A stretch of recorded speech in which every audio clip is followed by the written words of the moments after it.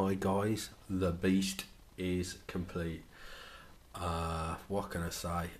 It's my favourite thing I've painted to date so far. Well, could it be anything less? I mean, it's a Banblade, for God's sake. It's awesome. That's all I can say. It's a beautiful model, scale model to work on, really.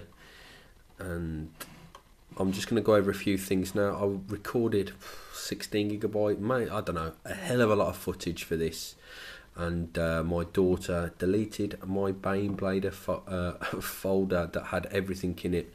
To be fair, I left it on her laptop, which, you know, I suppose it's my fault. But anyway, I've lost pretty much all the footage. I've not got much left, so there's no point in trying to do a video log diary with the footage I've got. I might edit it and upload it at a later date, but it's such a small portion of all the filming I've done over the last 2 weeks. It's I don't know. I don't think it's worth my effort. So really gutted about that. The good news is I've got a Stormlord, and I'll be much more careful with the data there. So when I get cracking on that, I really will try and sort that out. But anyway, let's go with what we've got here anyway. Right, let's go over how I started off. Okay, first of all, I went with a grey primer base, Vallejo grey primer. It's the polyurethane version. And then after that, I used some Model Air black, and I just created some subtle pre-shading. And then over that, I went with Vallejo game colours.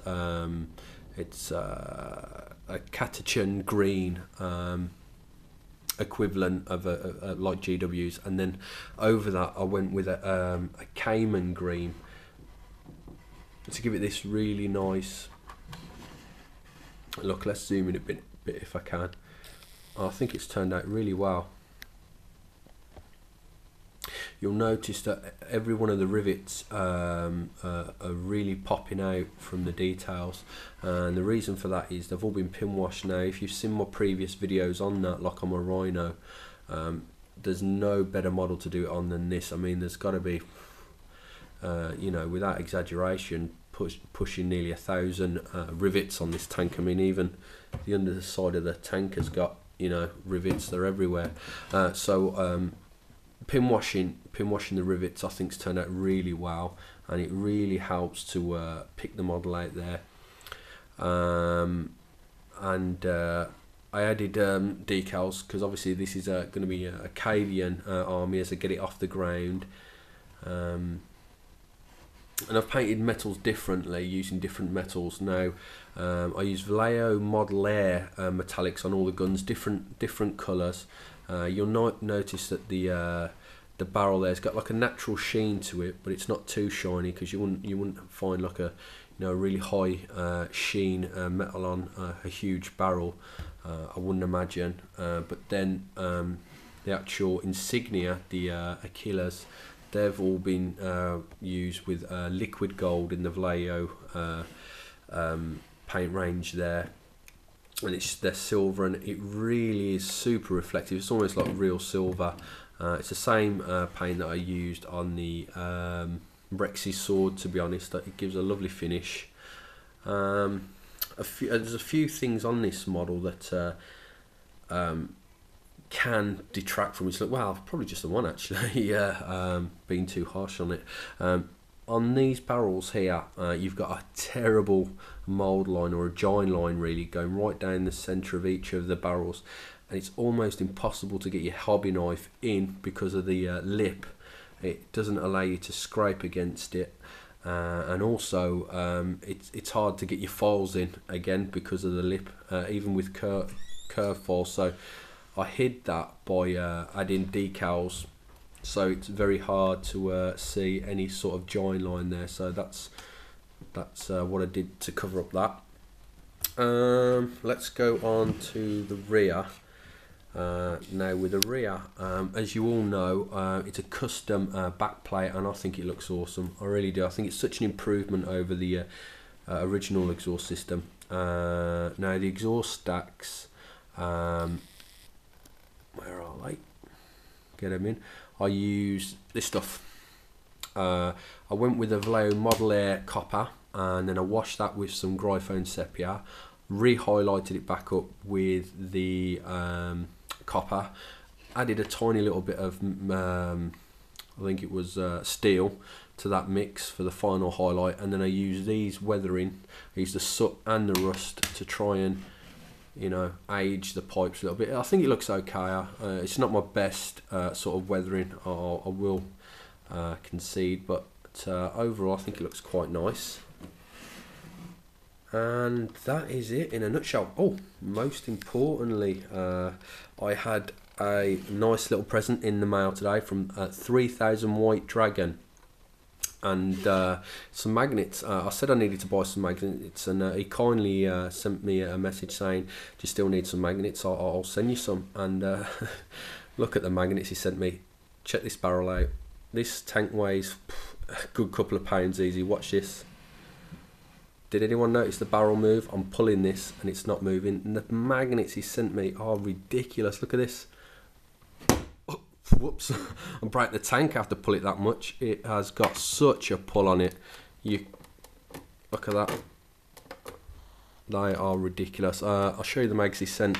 I don't know what they are, but they're super powerful. I don't wonder if these are the magnets he used from here. Forget the name, Geo Mags, but yeah, literally I'm forced to pull them apart, but they're awesome. So get this off there, pop that one on there, and the fit is just awesome. The fit's really nice. I'll show you quickly how I went about that, because I think my battery's dying. Popped some mags straight in there and it fit really nicely without drilling, but it had like about a 2mm lip that comes out. And the cool thing about this part here is, if you have a look on my build video, you'll see there's a big notch. Well, I literally cut that off, and luckily for me, because I haven't got a really good drill bit size, that sort of size, it's actually hollow, so I clipped off the knob, if you like, popped a magnet in the recess, and then Bob's your uncle, and there you go. So yeah, for people that want to know how this kit works, let's just show you quickly on camera actually.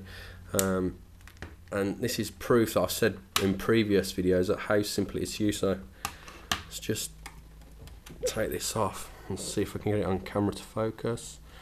Focus. Or don't focus. Let's move this out of the way.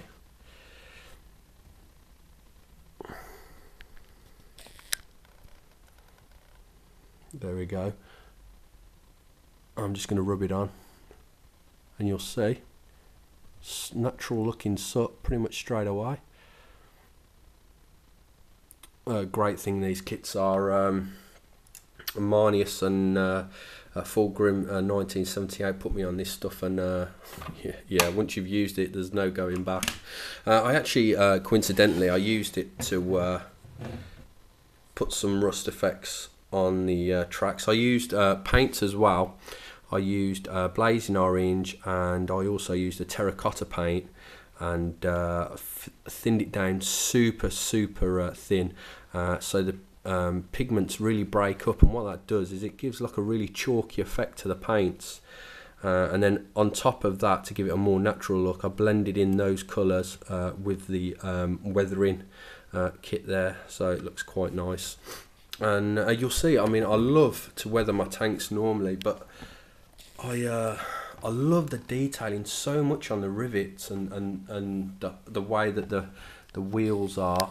I didn't want to put too much weathering on this Mini. Call me sad, but I just didn't want to cover up that stuff there. I still might do it, because like I say, I do like the weathered look, but I'm also at this moment in time digging the clean look, if you like. I don't know if you can call it clean, but that's it. I did a few little rust marks coming down some of the panels, and I might go into a few more and do that. But all in all, it's awesome. Like I say, a huge thank you to Creeb33 for giving the commission, because otherwise I wouldn't be able to paint this bad boy. And thank you to 3000 White Dragon. I'm going to have great fun pulling this around, showing everyone how powerful these magnets are. Right, that's about it. And as I say, full apologies you know, there's going to be no video log diary, but hopefully on the next one, you know, fingers crossed, maybe I'll have the intelligence to keep the file away from the kids, but oh well. Right, that's it. Thanks for watching, and I will catch you on the next one.